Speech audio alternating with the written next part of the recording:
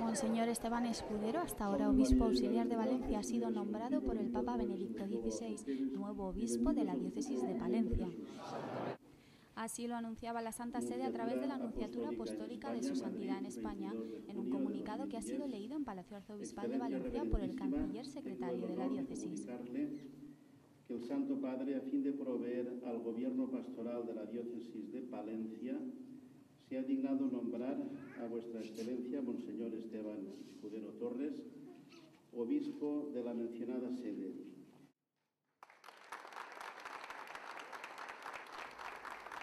Monseñor Esteban Escudero ha agradecido a su santidad el nombramiento y ha señalado que parte con alegría para cumplir una nueva misión en la Iglesia. Con sentimientos de filial obediencia, agradezco a su santidad el Papa Benedicto XVI haberme escogido para apacentar la Iglesia particular de Palencia. Pero me marcho también con sentimientos de cristiana alegría por sentirme enviado por el Señor para cumplir una nueva misión en su Iglesia. El prelado también ha tenido palabras para los integrantes de su nueva diócesis, principalmente para los que sufren por la enfermedad, marginación o desempleo.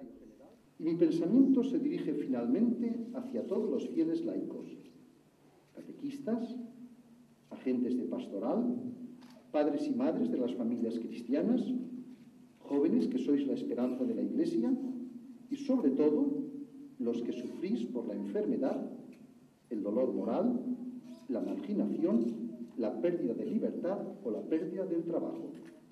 Os aseguro que mi oración os tendrá presentes a todos ante el Señor. Y os pido desde ahora que recéis por Valencia. Dirijo desde la ciudad de Turia mi cordial saludo, esperando merecer que algún día me consideréis un palentino más. Hasta pronto, que Dios os bendiga. Valencia, 9 de julio de 2010, Esteban Escudero, obispo electo de Palencia.